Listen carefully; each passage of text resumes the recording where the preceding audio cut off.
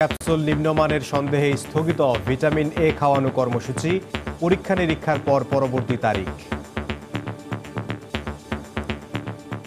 লালটা যারা Indian company দিয়েছে এটাই সমস্যা। মামলা করে ওরা ওষুধ দিতে বাধ্য করেছে, নিতে বাধ্য করেছে। গাফিলতি থাকলে দ্রুত খতিয়ে দেখার তাগিদ। আইনগত যে বিধিবিধান আছে সেগুলি পালন করে ভবিষ্যতে কার্যক্রম চালানো যায়, তাহলে অবশ্যই এটা সার্থকতার মুখ দেখবে।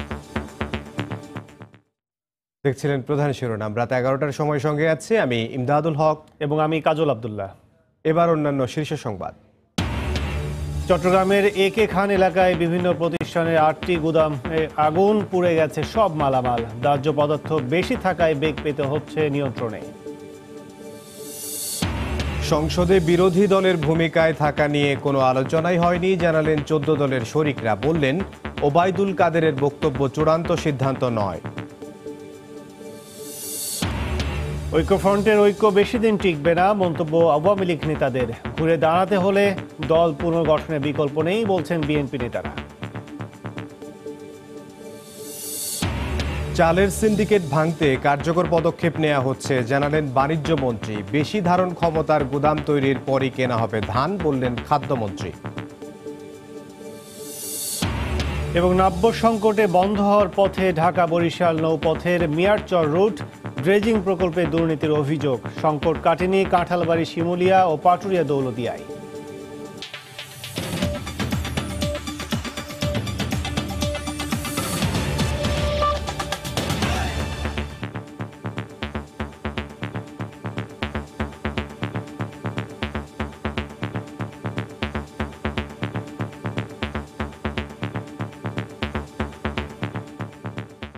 চট্টগ্রামের একে খান এলাকায় 8টি প্রতিষ্ঠানের গুদামে আগুনে পুড়ে গেছে সব মালামাল।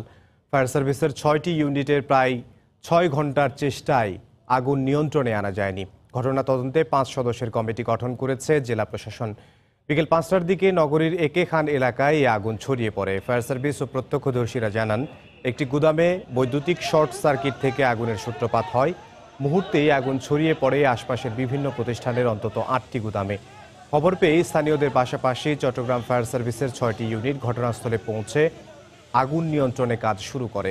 ভেতরে তুলা ও প্লাস্টিক জাতীয় বস্তু থাকায় আগুন নিয়ন্ত্রণে বেগ পেতে হচ্ছে।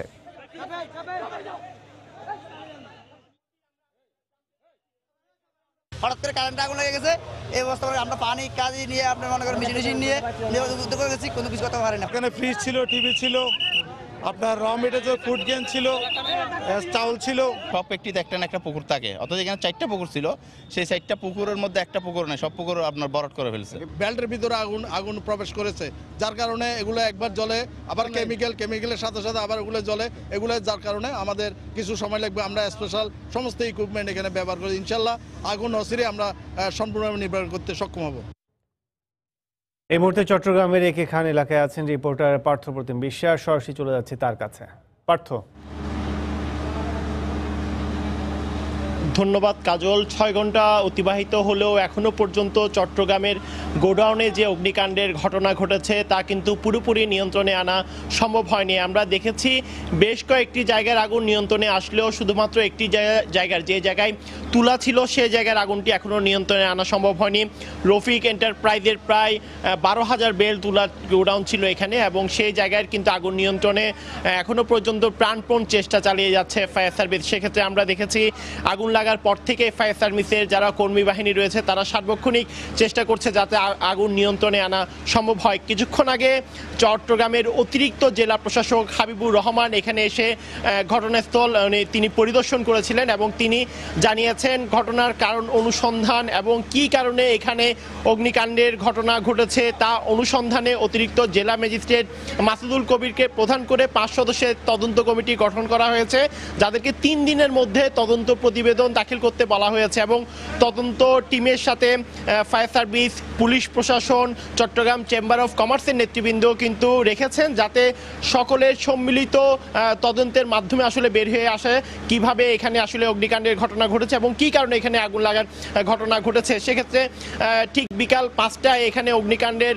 ঘটনা ঘটেছে এই চট্টগ্রামের একে খান এলাকায়। এখানে যে গোডাউনটি আছে এখানে প্রায় বেশ কয়েকটি প্রতিষ্ঠানের এখানে মালামাল ছিল, বিশেষ করে RFL এর, এছাড়া অন্যান্য যে প্রতিষ্ঠান রয়েছে রফিক এন্টারপ্রাইজ, সবারই কিন্তু প্রচুর মালামাল এখানে ছিল এবং তাদের কর্মকর্তারা আমাদেরকে যেমনটি জানিয়েছে প্রায় কোটি কোটি টাকার মালামাল এখানে কিন্তু পুরো একেবারে ছাই হয়ে গেছে, যেমনটি আমরাও দেখেছি।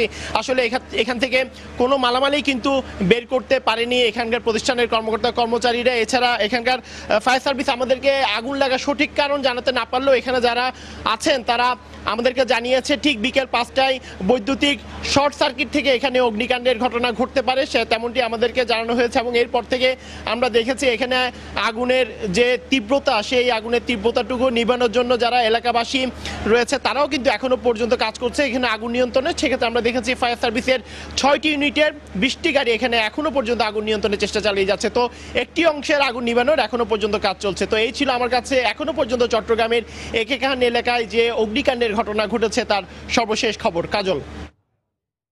চট্টগ্রাম থেকে অগ্নিকাণ্ডের ঘটনার খবর জানাতে আমাদের সাথে যোগ দিয়েছিলেন সহকর্মী পার্থপ্রতিম বিশ্বাস।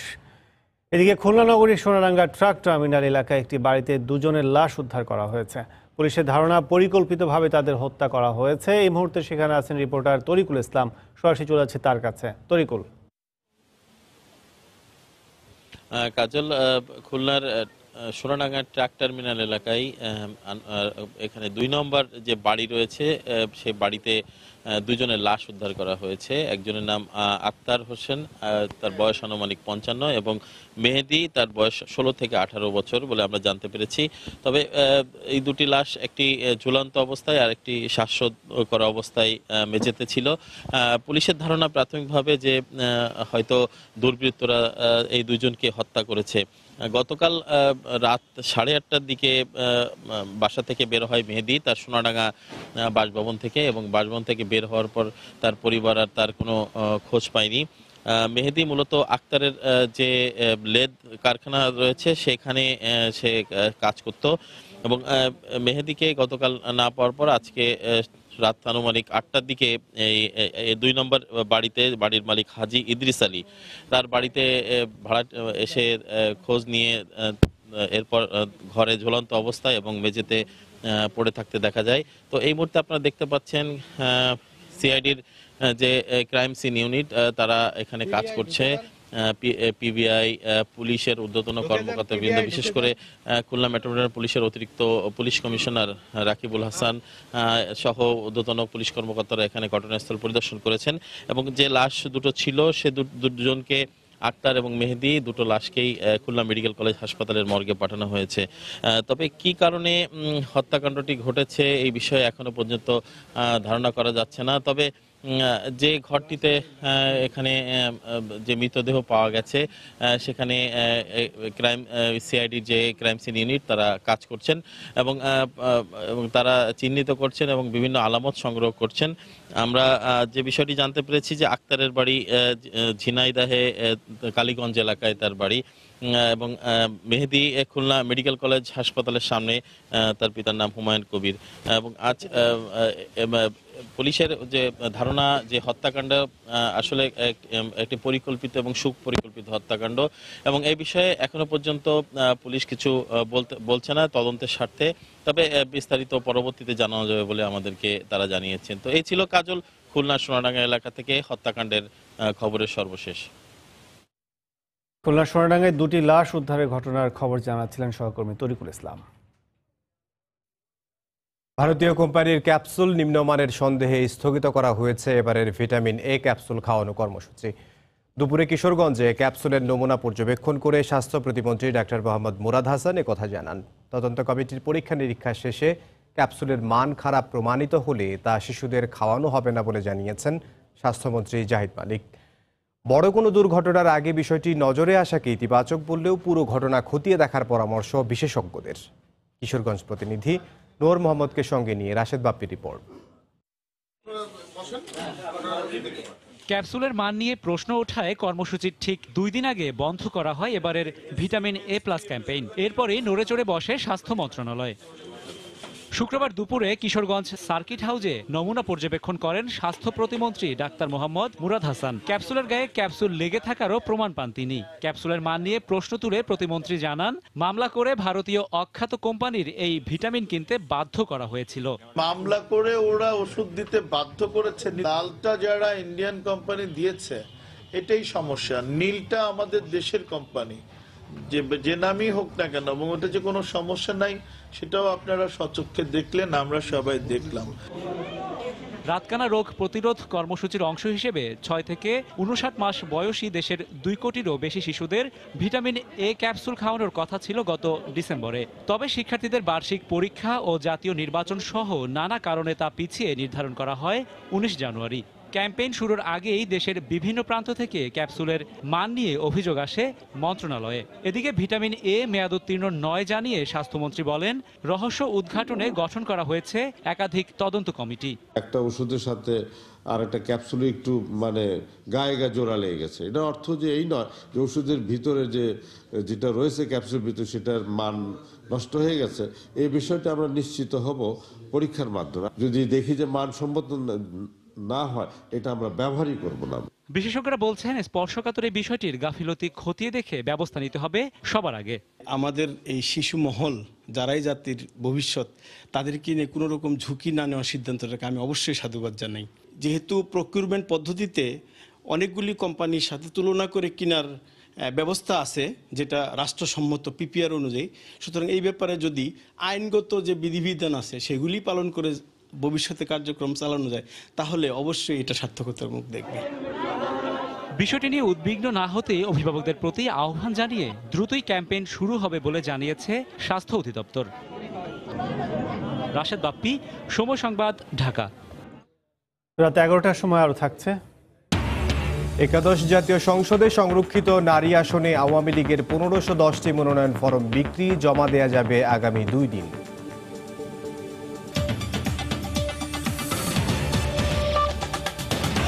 বিরোধী দলের ভূমিকায় থাকার ব্যাপারে কোনো আলোচনাই হয়নি জানিয়ে 14 দলের শরিকরা বলছেন, এ বিষয়ে আওয়ামী লীগ সাধারণ সম্পাদকের বক্তব্য চূড়ান্ত সিদ্ধান্ত নয়।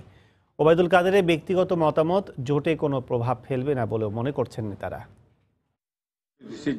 নতুন বছরের শুরুতে টানা তৃতীয়বারের মতো সরকার গঠন করে ক্ষমতাসীন আওয়ামী লীগ। চমকে ঠাসায় মন্ত্রিসভায় নেই আওয়ামী লীগের দীর্ঘদিনের শরিক 14 দলের কোনো প্রতিনিধি। সরকার গঠনের 10 দিনের মাথায় আওয়ামী লীগের সাধারণ সম্পাদক বলেন, সংসদের বিরোধী পক্ষে থাকবে 14 দল। বিরোধী দলে থাকবেন বলে অনেকে সিদ্ধান্ত নিয়েছেন। এ বক্তব্যের সমালোচনা করে জাসদ আম্বিয়া অংশের সাধারণ সম্পাদক বলেন, আদর্শগত জোটের রাজনীতিতে তার মন্তব্য অমূলক। আমি স্বাভাবিক মনে করছি না বলাটা, প্রয়োজন নেই বলার। এগুলি বিরোধী দলে জানা আপনারা এখান থেকে এগুলি প্রয়োজন নাই। সরকার বৃক্ষ কিনা আমদান ফল প্রয়োজন। সরকার কি কাজ করবেন, ন্যাচারালি আমরা রাজনীতি করি, তাই না? সবাই যার যেটা বুঝে নেবে কাকে কি করতে হবে না করতে হবে। 2008 এবং 2014-তে মাঠের রাজনীতি থেকে শুরু করে সংসদ এবং সরকারে আওয়ামী লীগের সঙ্গে যৌথবদ্ধ ছিল জাসদিনুর একাধিক এমপি মন্ত্রী। এ অংশের সাধারণ সম্পাদক মনে করেন, বিরোধী পক্ষে থাকা নিয়ে ওবায়দুল কাদেরের বক্তব্য একান্তই ব্যক্তিগত। আমরা মনে করি এই জোট থাকবে, এই জোটকে থাকতে হবে। তবে সরকার গঠনের প্রশ্নে, পরিচালনার প্রশ্নে বিষয়টি কি হবে সেটা নিয়ে অনেক ধরনের আলোচনা রয়েছে। আমাদের সবাই মিলে আলোচনা করব আমরা। এটা শুধুমাত্র একজনের ব্যাপার না, তো এটা জোটের ব্যাপার। সরকারের শেষ মেয়াদে পূর্ণ মন্ত্রিত্ব নিয়ে একাদশ সংসদ নির্বাচনেও নৌকা প্রতীক নিয়ে প্রতিদ্বন্দ্বিতা করেছেন রাশিদ খান মেনন। তিনি বললেন, এ বিষয়ে এখনো সিদ্ধান্ত হয়নি। সংসদে গিয়ে আবার বিরোধী দল হবো, এ দুটো তো মেলে না আর কি, একটু হাস্যকর হয়ে যায়। জাতীয় পার্টির যেভাবে সরকার আর বিরোধী দলে থাকার মতো অবস্থা হয়ে যায়, যেটা খুব হাস্যাস্পদ বলে মনে হয়। আলোচনার মাধ্যমে সিদ্ধান্ত হলে সংসদে বিরোধী দল হিসেবে থাকতে আপত্তি নেই বলেও জানায় 14 দলের নেতারা। আজহার লিমন, সময় সংবাদ, ঢাকা। সাম্প্রদায়িক শক্তির সঙ্গে জোট করায় ঐক্যফ্রন্টের ঐক্য বেশি দিন টিকবে না বলে মন্তব্য করেছেন আওয়ামী লীগ নেতারা। তাদের মতে, দলের মধ্যে সমন্বয়হীনতা ও মুক্তিযুদ্ধের পক্ষ অবলম্বন না করায় করুণ পরিণতি অপেক্ষা করছে বিএনপির জন্য। ঢাকা ও সাভারে বিভিন্ন অনুষ্ঠানে অংশ নিয়ে আওয়ামী লীগ সাধারণ সম্পাদক সহ অন্য নেতারা এসব কথা বলেন। রাজধানীর সোহরাওয়ার্দী উদ্যানে শনিবারের সমাবেশস্থল পরিদর্শন শেষে আওয়ামী লীগ সাধারণ সম্পাদক ওবায়দুল কাদের বলেন, সাম্প্রদায়িকতার সঙ্গে অসাম্প্রদায়িকতার বন্ধন টেকসই হয় না। গঠন প্রক্রিয়াটাই বলে দিচ্ছিল অনিবার্য পরিণতি হচ্ছে ভাঙ্গ। এবং সেটাই এখন হচ্ছে। কাউকে জোর করে জাতীয় নির্বাচনও ডেকে আনিনি, এখানেও কাউকে আমরা জোর করে আনার আমাদের কোনো এজেন্ডা নেই। তারা চলে আসবে, এটা তারা একটা রাজনৈতিক দল, তাদের সিদ্ধান্তের ব্যাপার। তাদের সিদ্ধান্তের ব্যাপারে আমাদের কোনো হস্তক্ষেপের বিষয় এখানে নেই। সাভারের তেঁতুলঝোড়া ইউনিয়নে স্থানীয় সংসদ সদস্য অ্যাডভোকেট কামরুল ইসলামের সংবর্ধনা অনুষ্ঠানে তথ্যমন্ত্রী ডক্টর হাসান মাহমুদ বলেন, ঐক্যবদ্ধ প্রচেষ্টায় দেশকে এগিয়ে নিয়ে যাচ্ছে মহাজোট সরকার। অন্যদিকে ঐক্যফ্রন্টের নিজেদেরই ঐক্য নেই বলেও মন্তব্য করেন তিনি। সংলাপ করার জন্য যে মিটিং ডেকেছে সেখানে দেখতে পেলাম মির্জা ফখরুল সাহেব যায় নাই, বলে যে আরো যে 2 জন আসার কথা ছিল, বলে সেটা জানি না। অর্থাৎ ঐক্যফ্রন্টের মধ্যেই ঐক্য নাই। একই অনুষ্ঠানে ঢাকা 2 আসনের সংসদ সদস্য অ্যাডভোকেট কামরুল ইসলাম বলেন, সঠিক নেতৃত্বের অভাবে ঘুরে দাঁড়াতে পারছে না বিএনপি। জনগণের কাছে ক্ষমা চেয়ে সাম্প্রদায়িক শক্তিকে ত্যাগ করারও আহ্বান জানান তিনি। দুর্নীতিবাদদের বাদ দিয়ে সঠিক নেতৃত্ব যদি আনে, সে অস্ত্রধারী সেই খুনিদের বাদ দিয়ে যদি সঠিক নেতৃত্ব যদি আনে, আর ভুল পথ পরিহার করে মুক্তিযুদ্ধের শক্তির পক্ষে যদি তারা আসে, তাহলে হয়তো তারা শীত দ্বারা উদু করে দাঁড়াতে পারলেও পারতে পারে, আর না হয় তারা মুসলিম দিকের থেকেও খারাপ অবস্থা তাদের ভবিষ্যতে ভাগ্যে লেখা। দেশকে পিছিয়ে নিতে ষড়যন্ত্র অব্যাহত আছে মন্তব্য করে আওয়ামী লীগ নেতারা সবাইকে সতর্ক থাকার আহ্বান জানান। এবং দেশ গড়ার পক্ষে মিজানুর রহমান কবির, সময় সংবাদ, ঢাকা। ঘুরে দাঁড়াতে হলে বিএনপিকে পুনর্গঠনের বিকল্প নেই বলে মন্তব্য করেছেন দলটির সিনিয়র নেতারা। বিকেলে সুপ্রিম কোর্ট বার অডিটোরিয়ামে এক আলোচনা সভায় তারা বলেন, এই মুহূর্তে বিএনপিকে টিকিয়ে রাখতে হলে ত্যাগী নেতাদের মূল্যায়ন করতে হবে। 30 তারিখে নির্বাচন আওয়ামী লীগ নৈতিকভাবে পরাজিত হয়েছে বলে মন্তব্য করেন বিএনপি মহাসচিব মির্জা ফখরুল ইসলাম আলমগীর। 30 ডিসেম্বরের নির্বাচনে ভরাডুবির পর অনেকটা খোলামেলা ভাবেই এবার নিজেদের ভুলগুলো খুঁজতে শুরু করেছে বাংলাদেশ জাতীয়তাবাদী দল বিএনপি। দলের প্রতিষ্ঠাতা জিয়াউর রহমানের 83তম জন্মবার্ষিকী উপলক্ষে সুপ্রিম কোর্ট বার অডিটোরিয়ামে আয়োজিত আলোচনা সভায় দলের শীর্ষ নেতাদের বক্তব্যে ঘুরে ফিরে আসে বিএনপির বর্তমান সংকট ও ভবিষ্যতের পরিকল্পনার কথা।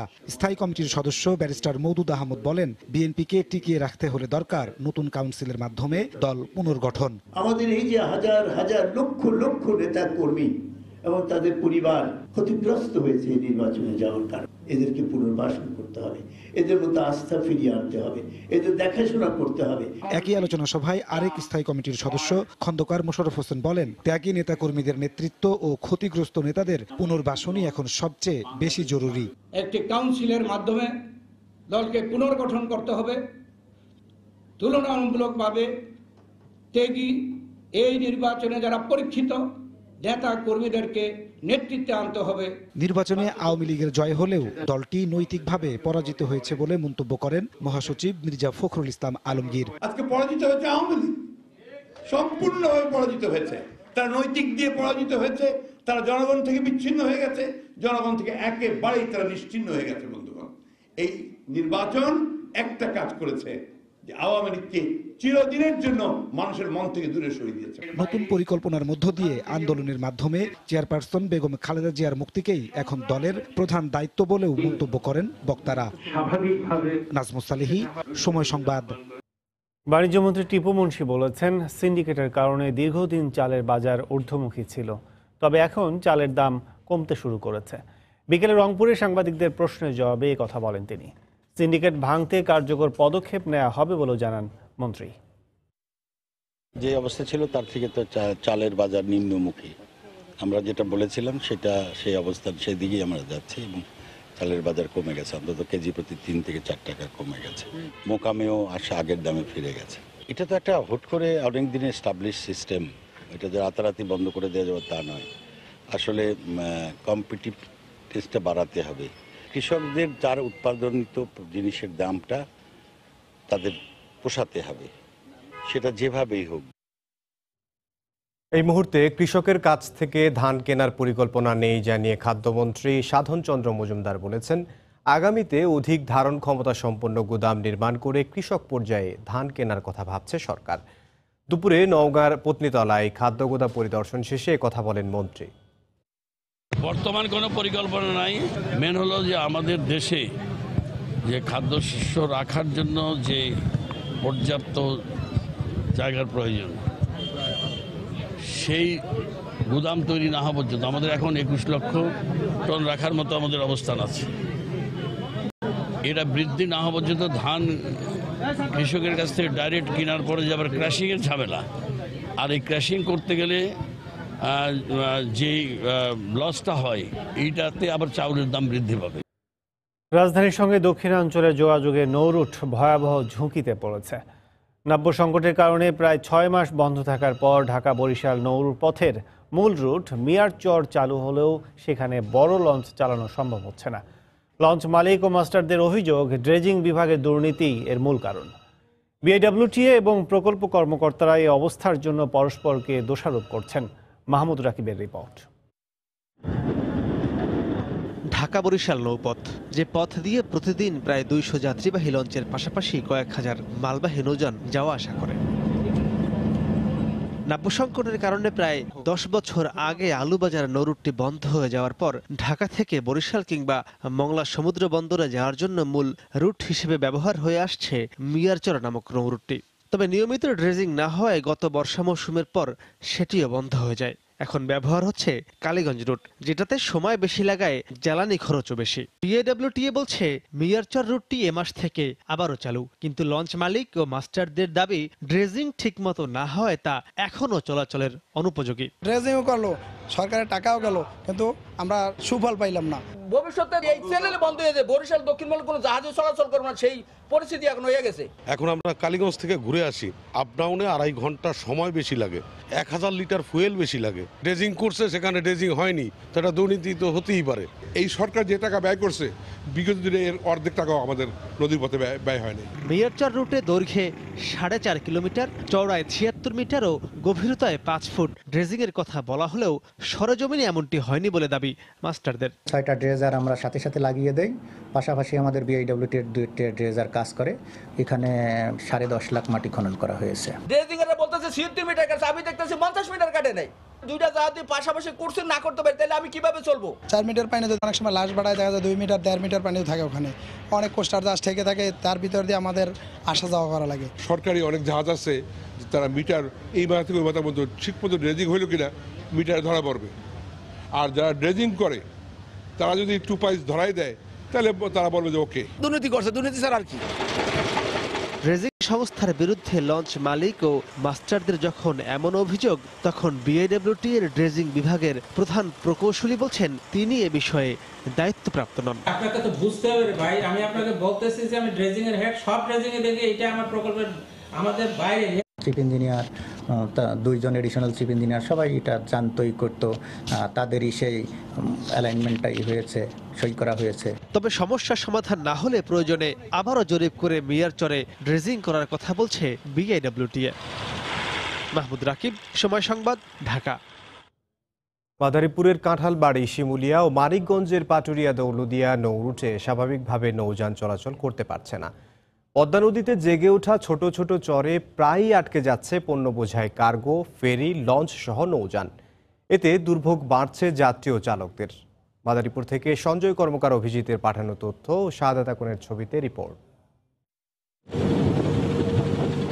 জোয়ার ভাটা সহ নানা কারণে পলি জমে কাঁঠালবাড়ি, শিমুলিয়া, পাটুরিয়া দৌলুদিয়া নৌরুটের বিভিন্ন চ্যানেলে। পলি অপসারণে নৌ পরিবহন মন্ত্রণালয় কোটি টাকা ব্যয়ে ড্রেজিং করছে, কিন্তু ড্রেজিং এর পলিগুলো নদীর পাশে ফেলায় সেই পলি একই স্থানে এসে আবারও সৃষ্টি হয় নাব্য সংকট। এতে নৌপথ পরিবর্তন হয়ে যায়। বিকল্প চ্যানেল ব্যবহার করায় একদিকে নৌপথের দূরত্ব বেড়ে পারাপারে সময় লাগে দ্বিগুণ, অন্যদিকে জ্বালানি খরচ বেড়ে যাওয়ায় আর্থিক ক্ষতির মুখে পড়ছেন সংশ্লিষ্টরা। নাব্য সংকটে এর মধ্যে গত ডিসেম্বরে পাটুরিয়া দৌলুদিয়ায় 22টি পণ্যবাহী কার্গো 2 সপ্তাহ নদীর মাঝে আটকা থাকায় ভোগান্তিতে পড়েন চালক ও ব্যবসায়ীরা। পলিমাটি এসে পড়ে আর কি পানির সাথে, আর যখন মনে করেন যে পানি কমে তখন চপটা পড়ে। সরকারি ড্রেজিং করলে সঠিকভাবে হয় না, কিন্তু পাবলিক যে ড্রেজিং করালে সবই সঠিকভাবে হয়।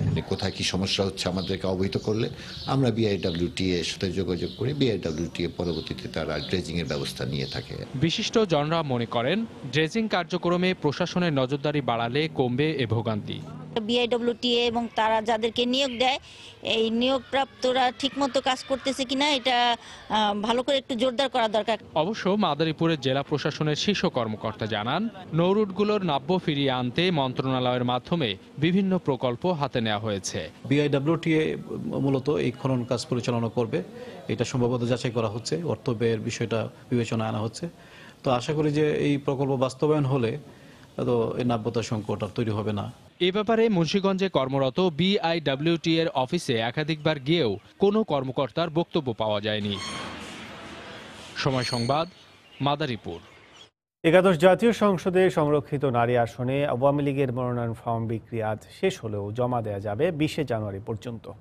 ফর্ম বিক্রির শেষ দিন সকাল থেকে দলীয় সভাপতি ধানমন্ডি কার্যালয়ে ভিড় করেন মনোনয়ন প্রত্যাশীরা। মনোনয়ন কার্যক্রম পরিদর্শন করেন দলের সাধারণ সম্পাদক ওবায়দুল কাদের। সংরক্ষিত নারী আসনে 1510টি ফর্ম বিক্রি হয়েছে। এখন পর্যন্ত জমা পড়েছে 1410টি। একাদশ জাতীয় সংসদ নির্বাচনে আওয়ামী লীগ 257টি আসনে জয় পেয়েছে। সেই হিসেবে 50টি সংরক্ষিত নারী আসনের মধ্যে দলটি 43টি আসন পাবে।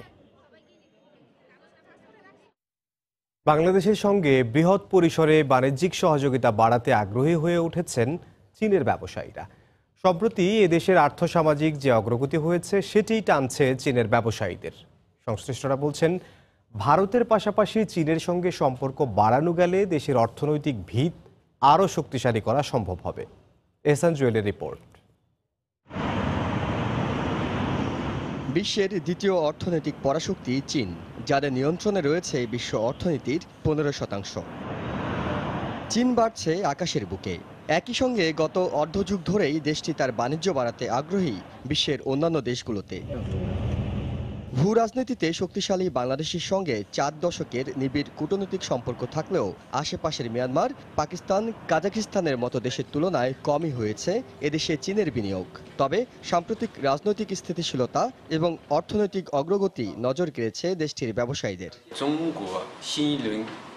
চীনে একটি কথা আছে, যদি তুমি অর্থনৈতিকভাবে শক্তিশালী হতে চাও শুরুতে সড়ক বানাও। এছাড়া আমাদের দুদেশের মধ্যে পর্যাপ্ত তথ্য বিনিময়ের সুযোগ নেই, সেটি করতে হবে। পাশাপাশি দুদেশের ব্যবসায়ীদের মধ্যে একটি স্বচ্ছ অংশগ্রহণ এবং প্রতিযোগিতার ব্যবস্থা করতে হবে। আমার মতো অনেক ব্যবসায়ী আছেন যারা বাংলাদেশ সম্পর্কে বেশি কিছু জানি না। আমরা বিনিয়োগ করতে আগ্রহী, কিন্তু কোথায়, কেমন করে, কিভাবে সেটা করা যায় তা আমরা এখনো জানি না। এ বিষয়ে বাংলাদেশ সরকারকে এগিয়ে আসতে হবে। বিনিয়োগ বান্ধব পরিবেশ তৈরি করা গেলে দেশের সাধারণ মানুষের কর্মসংস্থানের পাশাপাশি অর্থনৈতিক সমৃদ্ধি অর্জনে বড় ভূমিকা রাখতে পারে চীনের এই আগ্রহ। ঐতিহাসিকভাবে ভারতের সাথে বিদ্যমান ভালো সম্পর্ক অব্যাহত রেখেই চীনের সঙ্গে সম্পর্ক আরও বাড়ানো যেতে পারে বলে মনে করছেন বিশেষজ্ঞরা। চীনের যে টেকনোলজি আছে, চীনের যে উদ্বৃত্ত অর্থ আছে, সেটা তো আর ওইভাবে ভারতের নাই। উইন উইন সিচুয়েশনে যাতে আমরা কাজ করতে পারি সেটা দেখবো আমরা। আমাদের নিজেদের দোষে কাজ পিছিয়ে যায়, প্রকল্প পিছিয়ে যায়, আমরা সিদ্ধান্ত নিলাম কিন্তু আগাতে পারি না, সেইগুলোকে দূর করতে হবে। প্রাপ্ত তথ্য বলছে গত 2 বছরেই চীনের সঙ্গে বাংলাদেশের দ্বিপাক্ষিক বাণিজ্য প্রতি বছর $16 বিলিয়ন ছাড়িয়ে গেছে। রয়েছে ভাষার সমস্যা, নেই সড়কপথে যোগাযোগের সুযোগও। তবু বাংলাদেশে চীনের বিনিয়োগের যে অপার সম্ভাবনা তার অনেকটুকুই থমকে আছে বিনিয়োগ বান্ধব পরিবেশের অভাবে। চীনের ব্যবসায়ীরা বলছেন, বাংলাদেশে উদীয়মান যে অর্থনৈতিক অগ্রযাত্রা তার সঙ্গে সম্পৃক্ত হতে চান তারা। তবে বিনিয়োগের পরিবেশ তৈরির দায়িত্বটা নিতে হবে বাংলাদেশকেই। এহসান জুয়েল, সময় সংবাদ, কুনমিং, চীন। এ পর্যায়ে শীর্ষ সংবাদ জানিয়ে দিচ্ছে আরেকবার। ভারত থেকে আনা ক্যাপসুল নিম্নমানের সন্দেহে স্থগিত ভিটামিন এ খাওয়ানো কর্মসূচি, পরীক্ষা নিরীক্ষার পর পরবর্তী তারিখ। সংসদে বিরোধী দলের ভূমিকায় থাকা নিয়ে কোনো আলোচনায় হয়নি, জানালেন 14 দলের শরিকরা। বললেন, ওবায়দুল কাদেরের বক্তব্য চূড়ান্ত সিদ্ধান্ত নয়। ঐক্যফ্রন্টের ঐক্য বেশি দিন টিকবে না, মন্তব্য আওয়ামী লীগ নেতাদের। ঘুরে দাঁড়াতে হলে দল পুনর্গঠনের বিকল্প নেই, বলছেন বিএনপি নেতারা। খুলনার সোনাডাঙ্গার একটি বাসা থেকে জোড়া লাশ উদ্ধার, পুলিশের ধারণা হত্যাকাণ্ড। কাজ করছে সিআইডি ও পিবিআই। এবং চট্টগ্রামের একে খান এলাকায় বিভিন্ন প্রতিষ্ঠানের আটটি গুদামে আগুন, পুড়ে গেছে সব মালামাল। দাহ্য পদার্থ বেশি থাকায় বেগ পেতে হয় নিয়ন্ত্রণে। এই ছিল রাত 11টার সময়। আপনার মোবাইলে সময় সংবাদ দেখতে এবং সব খবর পেতে ডাউনলোড করুন সময় অ্যাপ। সঙ্গেই থাকুন সময়।